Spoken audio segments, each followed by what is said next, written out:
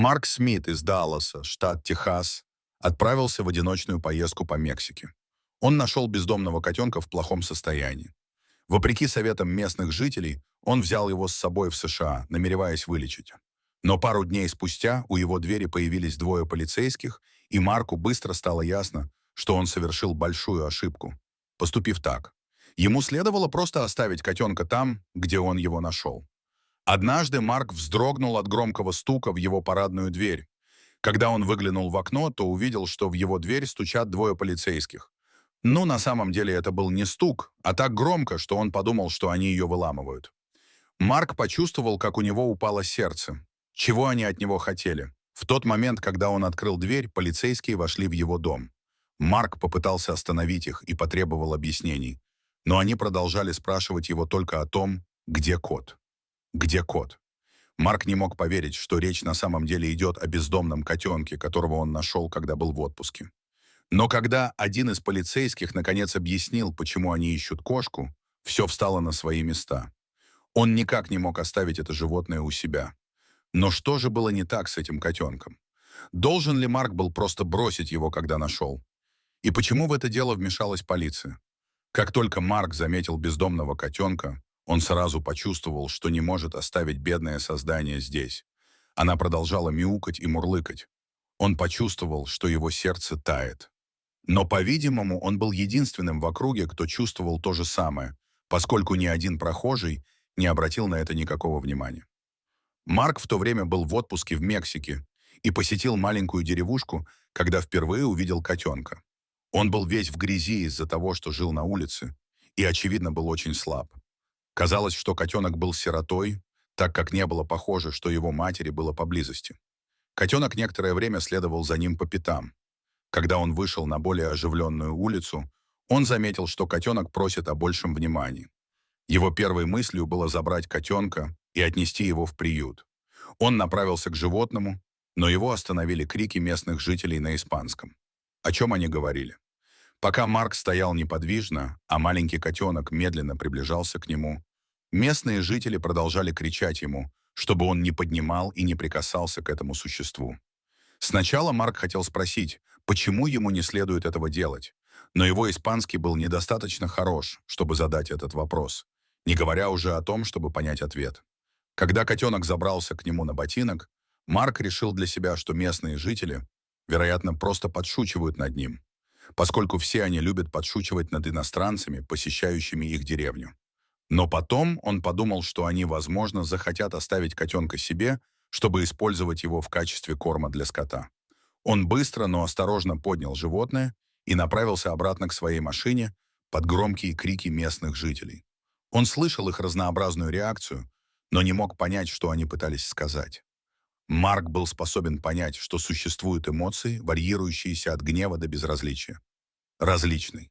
Марк открыл машину, завернул котенка в старый свитер и быстро уехал, прежде чем кто-либо из местных жителей попытался его остановить. Он не понимал, почему из-за котенка поднялась такая суматоха. Он думал только о том, как бы накормить и напоить бедное создание, а затем отвезти его в приют для животных. Марк начал вести машину, не имея ни малейшего представления о том, куда в конечном итоге заедет. Он просто искал город побольше, где есть зоомагазины или хотя бы продают кошачий корм, подходящий для котят. Возникла небольшая суматоха, так как он заметил, что котенок очень голоден и у него заканчиваются силы. Во время всего этого испытания Марк по уши влюбился в это маленькое создание. Он уже забыл о криках, а все непонятные предупреждения местных жителей были отодвинуты на задний план. Он чувствовал, что его миссия — дать этому прекрасному созданию еще один шанс в жизни. Во-первых, он хотел отдать котенка в местный приют, когда будет возвращаться к себе домой в Соединенные Штаты. Но поскольку в этой части Мексики были довольно плохие условия, он понятия не имел, какое качество жизни они могли бы предложить. Должен ли он просто оставить это при себе? Помимо, казалось бы, плохих условий, в глубине души он понимал, что не сможет попрощаться с котенком, даже если захочет. Он уже начал привязываться к нему, и единственным логичным решением казалось забрать его к себе домой. После того, как котенок поел и выпил что-нибудь, он, казалось, немного пришел в себя. Чтобы вернуться домой в Даллас, штат Техас, Потребовалось около суток непрерывной езды. Котенок, который начал проявлять большое любопытство, по дороге исследовал каждый уголок в машине Марка. Поскольку у него не было с собой ничего, во что можно было бы положить котенка, он решил, что не прилагает усилий к тому, чтобы спрятать животное. Маленький. Он собирался вскоре пересечь границу. Когда Марк прошел контрольно-пропускной пункт на границе, у него сразу же возникло несколько вопросов о котенке. Он сказал им, что путешествует по миру со своим котом и что на самом деле рассказывать больше не о чем. Пограничники шепотом обменялись несколькими фразами, но Марк получил разрешение ехать дальше довольно быстро. Как обычно, на границе было очень оживленно. Марк подумал, что они не хотели тратить слишком много времени на споры о том, зачем ему понадобилось привозить котенка обратно в Штаты, поскольку, вероятно, было много других вещей, требующих внимания. Марк почувствовал облегчение от того, что ему разрешили продолжить путешествие и привести свою пушистую подругу туда, где, как он надеялся, она будет жить вечно. Он всегда мечтал завести домашнюю кошку, и в этой ситуации казалось, что его мечта действительно сбылась. Однако через некоторое время выяснилось, что это не так. У Марка золотое сердце, о чем еще раз свидетельствует тот факт, что он приносит домой бездомного котенка с улиц Мексики. Он тоже не был глуп, так как понимал, что бездомный котенок также может быть переносчиком множества болезней. Поэтому он решил записаться на прием к ветеринару, когда вернется домой. К счастью, Марк смог пойти прямо к ветеринару на следующий день. Это был первый прием за день, поэтому ему пришлось встать пораньше. Несмотря на то, что он встал рано, он все равно чуть не опоздал из-за котенка, который не позволил себя поймать. Котенок продолжал убегать от него, и Марк решил, что ему следует дать ей имя. Он решил, что отныне будет называть ее Китти. Китти, казалось, была слишком любопытна, и Марк постоянно терял ее из виду. Она была достаточно маленькой, чтобы забираться куда угодно, и делала это от всего сердца. В конце концов, Марк нашел ее под раковиной как раз вовремя, чтобы успеть на прием к ветеринару. Но, к его удивлению, оказалось, что Китти теперь гораздо меньше хочет, чтобы ее брали на руки, по сравнению со вчерашним днем. Он скоро узнает, почему. Возможно, это потому, что она набралась сил, и ее инстинкты самосохранения проявились сильнее. Но каждый раз, когда Марк пытался схватить ее, она чуть не кусала его. Ему даже казалось, что он слышит ее рычание. Марк никогда раньше такого не испытывал. Тогда он подумал о том, что может помочь. С помощью перчаток. Ему удалось усадить ее в старую клетку, где жила его предыдущая кошка, и они отправились к ветеринару. Марк очень надеялся, что это изменение в поведении было лишь временным. Он немного устал от громкого шипения. Как это возможно, что Китти способна так громко шипеть? Во время поездки к ветеринару было ясно, что Китти испытывает стресс и хочет как можно скорее выбраться из клетки. Она постоянно шипела и царапала клетку изнутри. Марк пытался успокоить ее, но когда он протянул руку к клетке, она сразу же начала царапать его. После приезда Марка ветеринар сказал ему, что котенку лучше дать успокоительное. Таким образом, он смог безопасно осмотреть ее. Когда Марк сказал ему, что подобрал бедное животное на улице, ветеринар поинтересовался, как слабый котенок отреагирует на инъекцию. Ветеринар решил, что Китти выглядит очень слабой и истощенной, поэтому анестезия в таком случае может привести к смерти. Не имея других вариантов, ветеринар решил открыть клетку и вытащить Китти из нее. Но когда он даже немного приблизился, она тут же оцарапала его. Что теперь? Немного посовещавшись, Марк и ветеринар решили, что лучше всего снова забрать Китти домой. Марку было поручено укрепить ее в течение следующих нескольких дней, чтобы она была в достаточной форме для введения седативных препаратов. Ветеринар дал ему пакет со специальным кормом, который должен ускорить этот процесс. Возможно, это также поможет справиться с агрессивным поведением котенка. Если животное чувствует себя лучше, оно часто начинает и вести себя лучше. Марк забрал котенка домой, но остался не совсем доволен результатом. Еще хуже было то, что ветеринар планировал заняться чем-то еще. Ветеринар не сказал Марку всей правды, так как беспокоился о последствиях столкновения с ним. Он чувствовал, что не в его компетенции говорить ему такие вещи.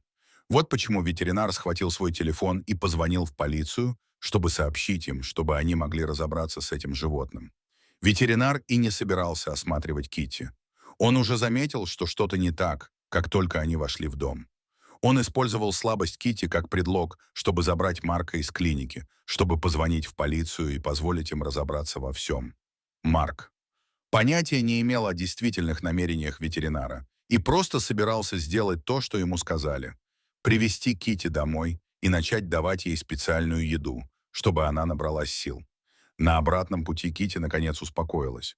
Он даже смог ее немного погладить. Именно в этот момент Марк подумал, что все будет хорошо. Но так ли это?